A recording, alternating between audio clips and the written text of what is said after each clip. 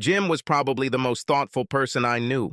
I don't think he ever forgot an important holiday event. He loved buying flowers. He always gave compliments such as, "You are as beautiful as the first day I met you." Yes, Jim was all of the above to the woman he loved.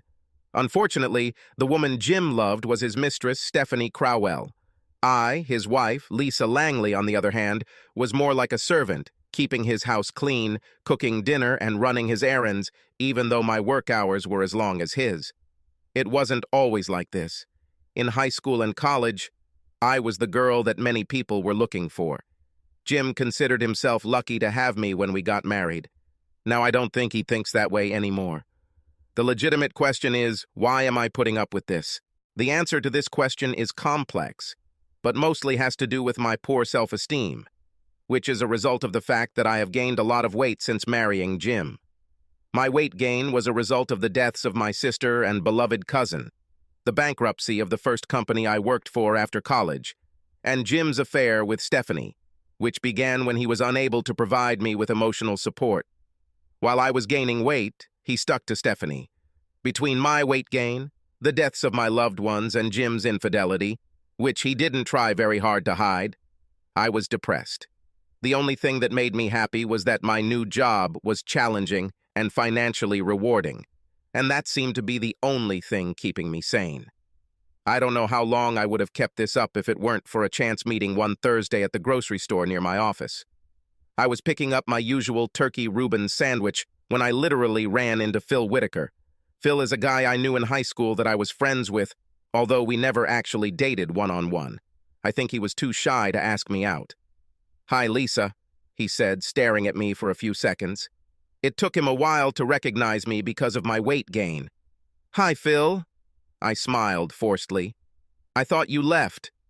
"I returned about 6 months ago because of good business opportunities. Do you mind if I join you for lunch once our orders are ready?"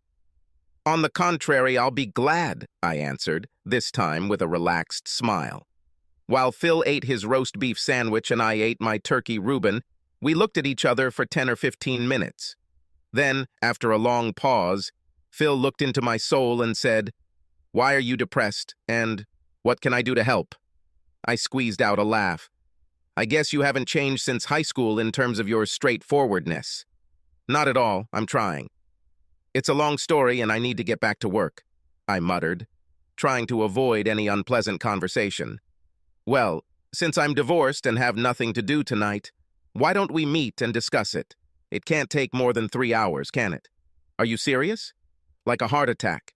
There's no way you would look like this and be 30 pounds overweight if there wasn't a serious problem, and I really care about you and want to help."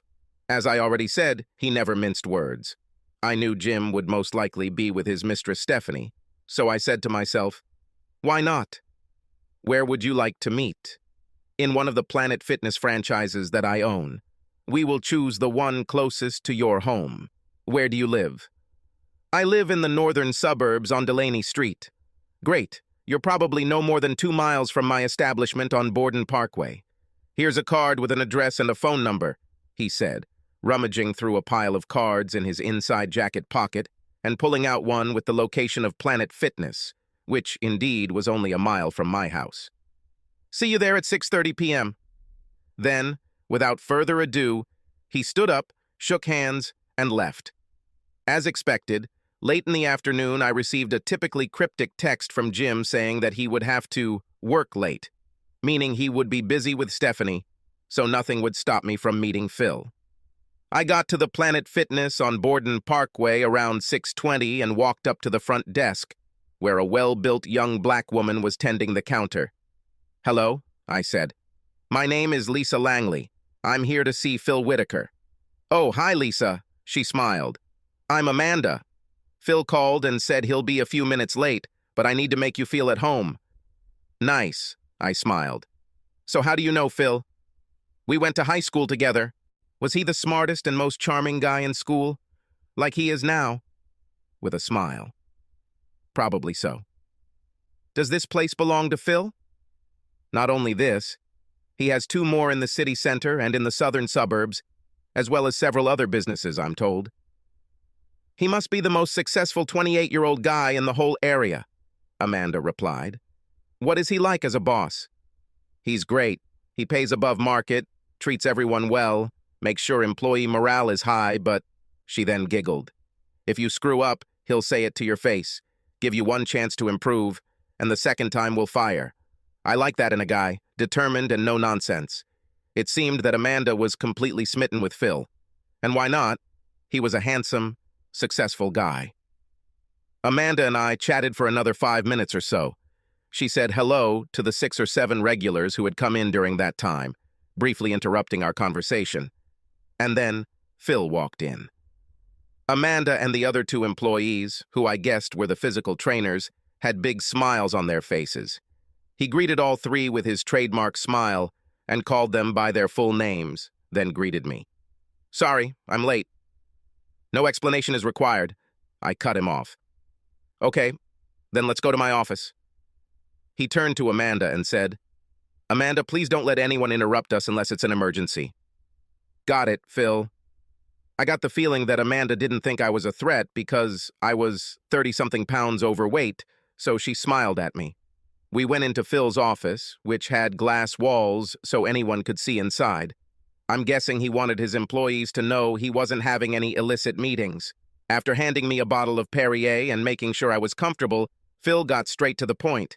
So, Lisa, come on? For some reason, perhaps because I knew I could trust Phil, and I hadn't been able to relieve myself for months, my whole sad story came out. After just 45 minutes, I recounted my entire pathetic story and cried quietly. He handed me a box of tissues. When I finished, he said, I'm not a psychiatrist, but I know what you need. You need exercise. The endorphins produced by exercise will relieve any malaise or depression, whatever it may be, within a month. Once you're back to your normal weight, with more muscle, you can make a rational decision about what to do next. Do you really think so? I know it. And to hell with your cheating husband.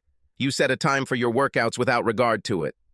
Besides, I suggest you figure out what it takes to get a divorce on the best terms, and you should also immediately separate your finances, Phil snapped. I don't know, I began to answer. Phil didn't like my reserve. Gesturing for me to stay put, he picked up his phone and made a call. Hello, Bert. I'm sorry to bother you at home, but I need you to help my friend. When can you see her, tomorrow or Saturday? I was a little shocked. After Phil had listened for a while, he turned to me and said, Bert is a financial genius and my financial manager. He could meet you tomorrow at 1 o'clock in the afternoon or any other Saturday morning. His office is about a mile away. What's right for you? Like an automatic machine, I answered. It would be nice tomorrow at 1 o'clock in the afternoon. Great. Phil smiled.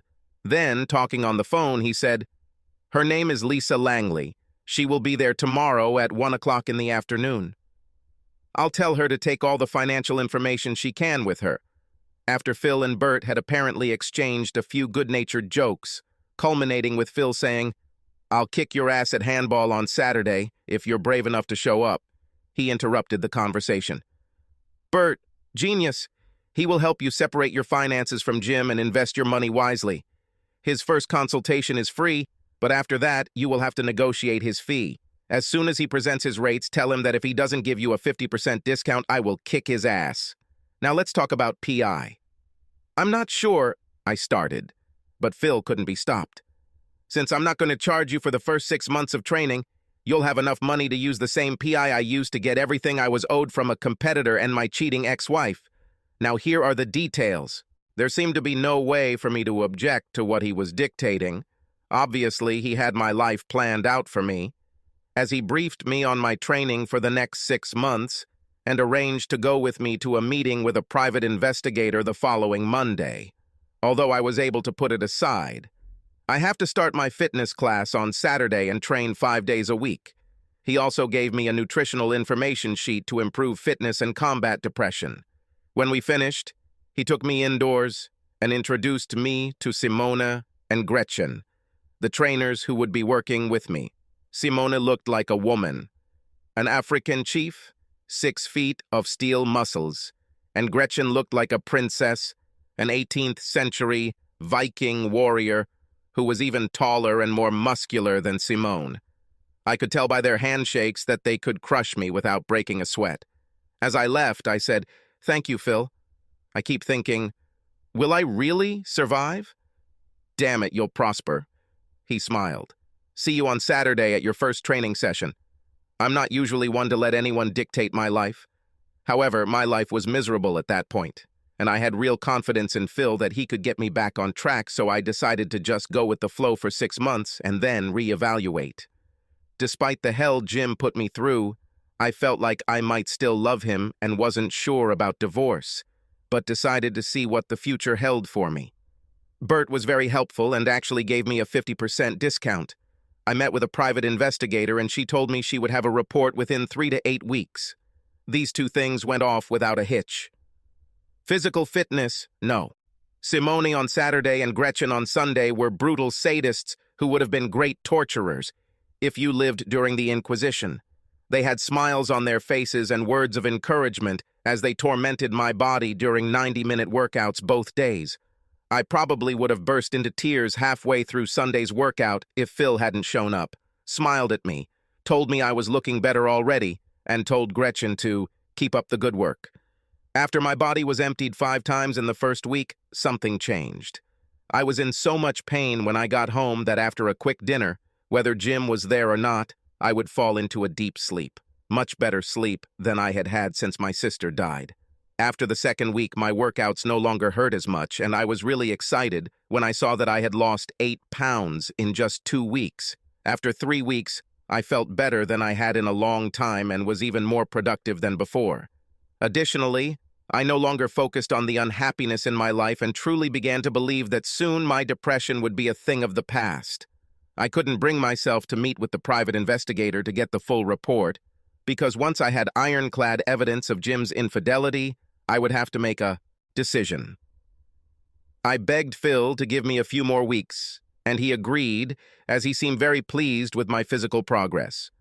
Over the next 4 weeks, I lost another 14 pounds and felt more energetic than I had ever felt in my life. I'm down to 139 pounds, and according to Gretchen, I should be able to get back to 130 within 5 to 6 weeks. She said I couldn't get any lower than that because I had more muscle now than when I weighed 127. The new sense of inner energy did bring with it a problem. I was starting to get excited, and I started to lust after Phil. Luckily, by adding yoga to my strength and conditioning routine, I was able to get my thoughts under control. When I finally met with the PI, and Phil at his insistence, for her report 2 months later, she had some very interesting information. Her name is Samantha Price, but she insisted on being called Sam. "Okay, Sam, what do you have?" Phil and I asked at the same time. "Obviously, your husband Jim has never taken Michael Bolton's song, 'When a Man Loves a Woman,' to heart," she giggled, "because he's being played like a sucker." "What exactly?" "As you already know, Jim is having a torrid affair with Stephanie Crowell, and I have photos and videos to prove it. What you don't know is that she's actually deceiving him, cleverly deceiving him, something Jim has no idea about. Jim is obviously convinced that Stephanie loves him and will eventually agree to marry him. However, he's unwilling to leave you and divorce you until she's ready for it, and she slows him down by saying that she's still technically married to a guy she says is Alan Crowell. No such guy exists, and she is not married, but she has a sexual relationship and complicity in crimes with a guy named Warren Bates. Stephanie talked Jim into funding her sham divorce case from Alan Crowell and more, to the tune of approximately $70,000 so far. It was a shock. As far as I knew, he did not receive this money from me, but perhaps I was mistaken. Where did he get this money? From 2 sources. He cashed out his retirement account, paid a fine, and got a second mortgage on your house. Here is a copy of the documents. I suspect your signature there is forged." Sam pushed the papers towards Phil and me. I probably would have cried when I saw my fake signature, which was supposedly notarized, but Phil's curse words brought me out of it. "Rotten son of a bitch," he growled. "What I've told you so far is mostly the bad part," Sam said. Now the good part, and why I mentioned the Michael Bolton song. Like the song says, she's bad, but he doesn't see it, and he gets really mad at his good friend who warned him about Stephanie and told him to check if she was playing with him. "Who are we talking about?" I asked. "Do you know Will Lamsona?" I wondered why I hadn't heard from or seen Will for the last couple of months. He used to come to us often and was friends with Jim.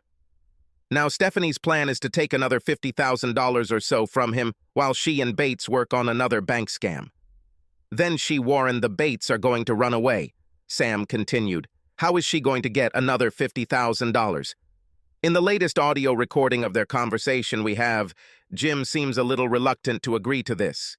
But I'm sure that with better sex she can get him to fake a loan request or somehow take advantage of savings and jewelry stored in the safe, Sam continued. Luckily, Bert had already completely separated our finances, and I had already transferred everything from our joint safe deposit box to one of my own safe deposit boxes at another bank that Jim doesn't know about. So, without outright fraud, Jim won't be able to pull this off. However, his actions showed that he is capable of any fraud. Then a wide smile appeared on Sam's face. So, as the song says, to paraphrase, she will bring him a lot of suffering because she is taking him for a fool, and he will be the last one to know. So what should I do? Phil took control. Bring this information to Jim's attention. Tell him that if he doesn't correct the situation immediately, you will arrest him and those who helped him fake second mortgage for fraud. Then, let's look at his reaction. Sam added, I like this idea. My uncle, Fred Morton, is a police department fraud detective who I can ask for help if it comes down to it. I wasn't quite sure if I was ready for confrontation. I'd been avoiding it for almost 2 years. But then Phil said, let me take you to dinner and we can talk about it. Phil actually invited me to dinner at a nice restaurant. He was the perfect gentleman except for one thing. He didn't let me order and ordered my food himself. I started to protest, but he said, you're making good progress, and I don't want to see any backsliding. I make it my personal mission to get you to 130 in 6 weeks. The twinkle in his eye when he said this made me believe that Phil was helping me out, of more than just the kindness of his heart. That perhaps he had a sexual interest in me. I trembled with anticipation as I thought about it, and then put it out of my mind. During dinner and on the way to my car, Phil convinced me to quickly meet Jim. He offered to accompany me, but I refused. I told him that I needed a few days to gather my courage, but I would do it. On Friday night, when it was unusual for Jim to be home, we were finishing dinner. I told him, we need to talk tomorrow morning. I can't, he said, stuffing his mouth with the last piece of pork chop. I have to leave at least from 9 a.m. to 3 p.m. Stephanie can wait, I growled, revealing to him for the first time that I knew his lover's name. You will either hear me at this table tomorrow at 9 o'clock, or I will call Detective Morton from the fraud squad. I don't think I've ever seen someone's face go completely colorless before. He swallowed the rest of the food, otherwise he might have choked. I could talk to him in the evening, but I wanted him to have trouble sleeping at night. Oh, are you talking about? He stammered, unable to form a reasonable sentence. Also, clear the table and put the dishes in the dishwasher. I had a hard workout this afternoon and I'm too tired. Finally, today you will sleep in the guest room, I giggled. You can't tell me what to do, he said when his courage seemed to have returned. I just told you, and if you don't want our conversation tomorrow to go off the rails, you will do as you're told, I snapped, looking down at him. I slept well. Jim must have not gotten enough sleep, because the next morning when I sat down with him at the kitchen table, he had bags under his eyes. He put the dishes in the dishwasher. So what's up? He asked nervously. I growled. It's about your affair with Stephanie Crowell, and how she and her fucking buddy Warren Bates are playing a prank on you, and how you forged my signature on the mortgage document and gave the money to the bitch. That's what it's about. I then deliberately, abruptly placed in front of him, in order, photographs of his indiscretion, a statement of withdrawal from his retirement account, a photograph of Stephanie and Bates kissing, and a document on a second mortgage with my forged signature. As a finishing touch, I then played back for him a portion of the conversation that Sam had recorded between Stephanie and Bates, where they talked about fleecing him out of another $50,000 and then running away after their bank scam was over. I thought Jim made faint, but somehow he kept himself under control. After looking between the documents on the table out into space and at me for a good 10 minutes, he finally spoke.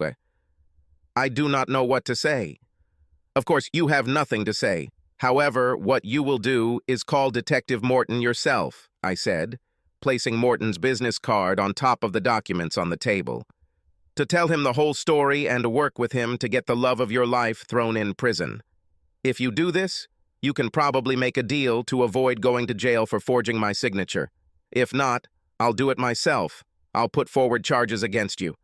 Stephanie is not the love of my life. You are, he began to say. To his displeasure, his lie was interrupted by my laughter. When I regained my composure, I said, "Do you really think I'm stupid enough to believe that, considering how you've treated me for the last 2 years? I'm giving you until 5 p.m. Monday to call Morton. After this, I'll call him, and you won't like it." I got up to leave for training, but I just couldn't help it. So before leaving, I said, "Hey, Siri, play When a Man Loves a Woman." As I walked out the door with my gym bag, I heard, "She can bring him such suffering if she takes him for a fool. He's the last one to know." I wondered if those words had gotten through to Jim. Jim got really lucky when he talked to the cops. Even though I told Jim he could get probation, I didn't really believe it. But it turns out that the other scam that Crowell and Bates pulled was really serious, so the cops were really out to get them. Over the next 6 weeks, with Jim's help, the cops actually tracked down Crowell and Bates, and by raiding their apartment, were able to obtain incriminating evidence about a high-profile bank scam. Thus, after pleading guilty to 1 count of second mortgage fraud, Jim was given 2 years probation for his cooperation and agreement to testify against Crowell and Bates. As I had expected and planned with the divorce lawyer Phil had set me up with, pleading guilty to the charge of adultery made my divorce from Jim the right decision. He was not successful in dividing the assets because apparently family law judges do not take kindly to husbands who cheat on their wives by having an affair. All of the money Jim received as a result of our breakup was used to pay off the fraudulent second mortgage, and the approximately $10,000 he was short on was covered by the prosecutor with some of the money seized from Crowell and Bates. I received almost all the proceeds from the sale of our house, minus the amount of the first mortgage. And together with the money that I kept separately from Jim, my finances were fine, and I immediately rented an apartment near the city center.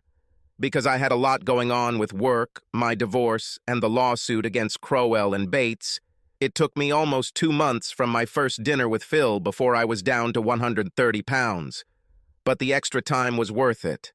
During this time, my ego was constantly inflated by the stares I received during my 90-minute exercise sessions and how often I was accosted while doing even mundane tasks, like shopping or walking in the park. Horny men paid extra attention to me, not only because I now had a body that was even better than when I was 21, but also because of the confidence I exuded and the constant smile on my face. The only downside was that Phil seemed annoyed by the extra attention on me. He seemed hesitant to get close to me because of my newfound confidence. However, I had plans for him. When my quickie divorce was almost complete, I walked into Phil's office wearing my skimpiest workout clothes soaked with sweat. His eyes became as big as saucers. He was talking on the phone, but quickly disconnected. "Sorry to bother you, Phil," I said, "but I hope you can come to my house for a dinner party this Saturday night. You have been a great help to me, and I want you to know that I appreciate it." Of course, Lisa. At what time?" "How about 6:30? Here's my address," I continued, handing him a piece of paper. "What should I bring?" "Nothing but your appetites," I smiled as I walked out, wondering if he would understand the plural of appetites. Phil seemed surprised that he was the only guest at the dinner party. He seemed even more surprised when he couldn't smell anything cooking. I don't know if it was surprise or lust on his face when he saw my skimpy outfit. After a casual greeting, I asked him to sit next to me on the sofa in my living room. When will the other guests arrive? You are my only guest, I smiled. However, before the evening continues, I need to talk to you about something. Okay, he answered cautiously. Why have you been so nice to me for the last 7 months? Why did you help me completely change my life? Did you expect my depression to turn into happiness? I quickly asked these questions and several others without giving him a chance to answer. When all Phil could do was open and close his mouth without saying a word, like a fish out of water, I picked up my high school yearbook from the coffee table and read the note. He wrote in it, our senior year. To the best girl in Redmond High School, good luck in the future, gentle Phil. Then I looked into his eyes and asked, is it because you had a crush on me in high school and were too shy to ask me out, and you hoped that if you helped me, you could get a second try? He imitated the caught fish for a few more seconds before I put him out of his misery. If that was your plan, Phil, then it worked. I stood up and took off my sundress, the only piece of clothing besides mine 4-inch heels, which I was wearing. He was still imitating a fish until I sat with my bare butt on his lap, which was not easy to do, given the state of his penis, and planted tender kisses on his lips. After about the 4th kiss, he seemed to snap out of his trance. Where is your bedroom? He growled. At the top of the stairs. First door on the left, I purred before pressing another kiss to his lips. With strength, no doubt, fueled adrenaline and testosterone, he stood with me in his arms and carried me up the stairs while I covered his face and neck with kisses. Long story short, he stayed until Monday morning. We didn't eat fancy food, but we maintained our strength by snacking occasionally, getting some sleep, and taking regular showers together.